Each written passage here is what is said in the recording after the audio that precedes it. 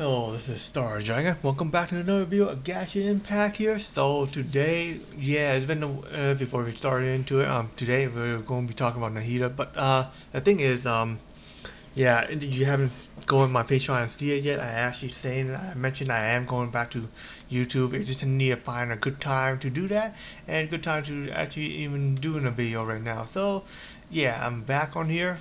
And also, this is going to be 5.1 phase 2. You got the proposal going up because Nahida and Hu Tao are actually coming out in the next phase in 4 more days. And actually, in my time, the time of the video upload, it's just probably going to be actually 3 more days left actually now. So this is actually different. This is the first phase, but it's after 3 more days and more than that, Nahida and Hu Tao will actually shows up in the banner. So those are the 2 characters we're going to be doing, but we're going to be doing Nahida today. So I'm going to do Hu Tao in the next video. So if you guys are planning to pull for Nahida, or just like kind of like decide to pull for her or not, or just want her, or just try to know before you actually even decide you want to get her or not. So please watch this video to the end because we'll be talking about her attack, elements of skill, burst, how to build artifacts and weapons, and all those stuff that you need to know actually before you actually decide to pull for her or not. If you got here new to Nahida, you can just go ahead and exit this video right now because it's just a basic information for for players who actually wanted Nahida or just actually decide to pull. It's just a basic information for them to get started. So yeah, you could, in the end of the day, until you get used to it, you could go and develop your own skill, your own play style for her, and you could go and use her your own way. This is how it fits your role. This is how I actually learned to. I didn't actually have anyone to teach me. I had to teach myself. It's just a harder way to do it, but yes. So anyway, let's get into it. So starting off with her basic attack, she is formed up to 4 executive strike, dealing AoE, no, not really AoE, but Denjo damage in front of her enemy. Her charge attack will consume a certain amount of stamina, dealing Denjo AoE damage to an opponent in front of her, and her plunge attack will deal Denjo AoE damage in anyone in contact in her area, and it only contact when it hit the ground. If it doesn't hit the ground, it doesn't do nothing. Her elements of skill can actually target up to 8 targets at once. That only if you do a whole button, and the whole button only can last for 5 seconds. And after 5 seconds, we'll unleash it. You can also press it to unleash it too, but also only dealing kind of like dealing a small AoE damage to an opponent only. And also the hold button lasts 1 second longer in order for a cooldown to start too. Anyone that are affected in there are actually affected by Seed of Conlia. I don't know how you pronounce it. But the Conlia actually also like helps them like apply Denjo damage to them, called a Karma Purification. So anything like those would apply a Denjo element on them. So these got hit by some other element. It will also do elemental reaction, but we will actually get into that later on too. And as for Nahida elemental burst skill, she will actually called Lucenary Heart, will actually summon a Shrine of Maiden. In the Shrine of Maiden there, if the enemy are affected by Pyro, the Shrine of Maiden from her elemental skill, so if inside of Pyro Mage and an enemy are affected by Pyro, the Karma Purification damage will increase. If anyone is affected in the Triumph Maiden that actually have Electro, then your elemental skill of Karma Purification will decrease. But if it's a Hydro, then your Triumph Maiden Endurance will increase. So put a number of effects in there too. That you have at least 2 part number that actually can deal in 4 different type of elements, then it will actually increase a lot farther. But the standard duration for a Shrine of Maiden is actually 15 seconds. Cooldown is actually pretty short, only like 13.5. So it's not too much to cost for her to do it, and also it costs only 50 energy. So you can actually finish that really fast on that one.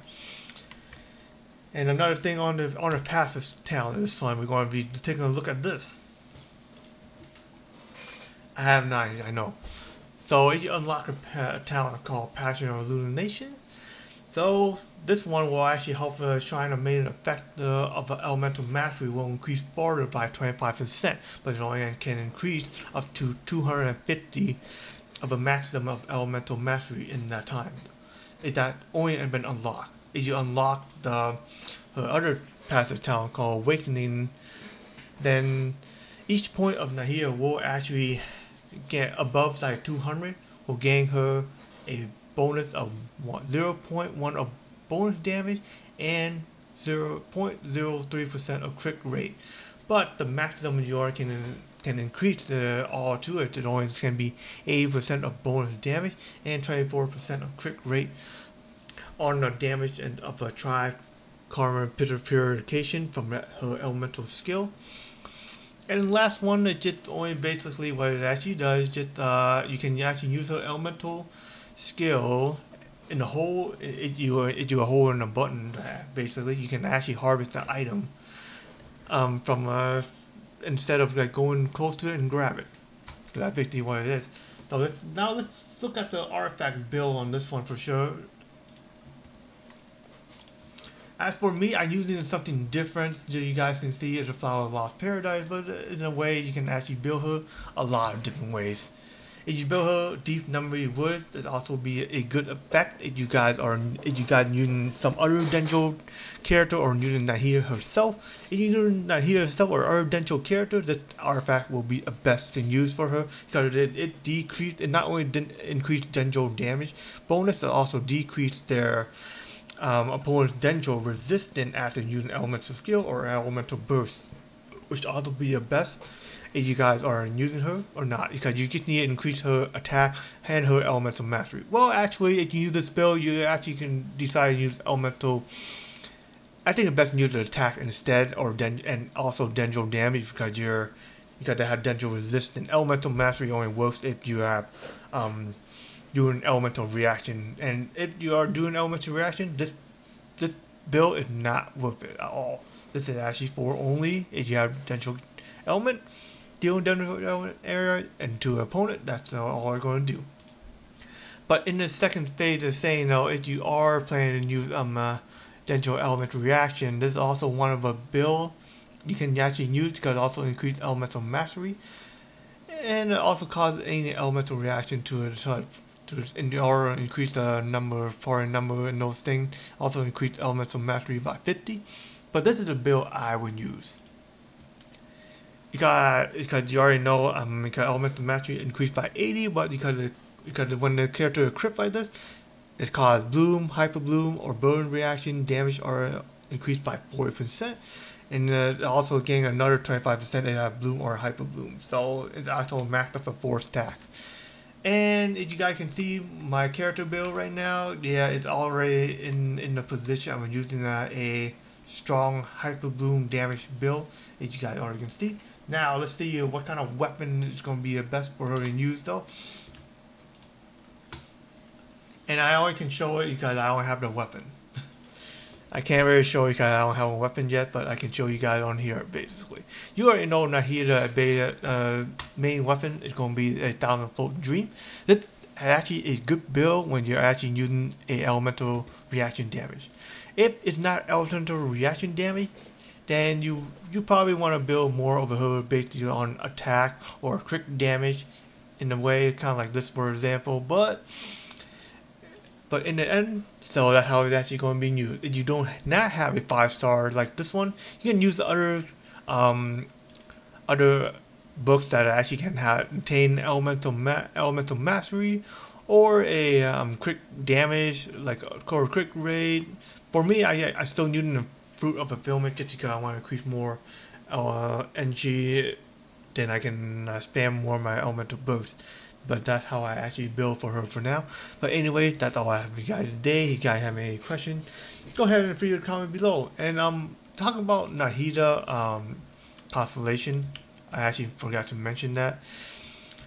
In the end of the day, constellation don't really matter too much in a way though, if you actually look at it, because like in the end, because no matter how high the constellation you want for her to be, you still want to build her as like, because if you got R increased into constellation, it's best to have elemental mastery on her at that point.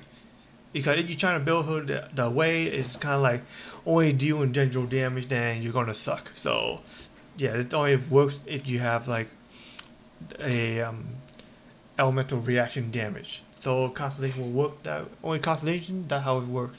If you do not have constellation upgraded, forget it. You can build anything you want.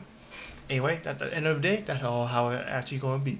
So that's all I have for you guys today. Hope you guys enjoy the video. Hope you guys learned something. If you have any questions, go ahead comment below on there. And if you have any thing that you actually want to ask me in person, I do have my Gmail account down in the description box below. And I catch you guys on my next video on Hu Tao, man. Peace out, y'all.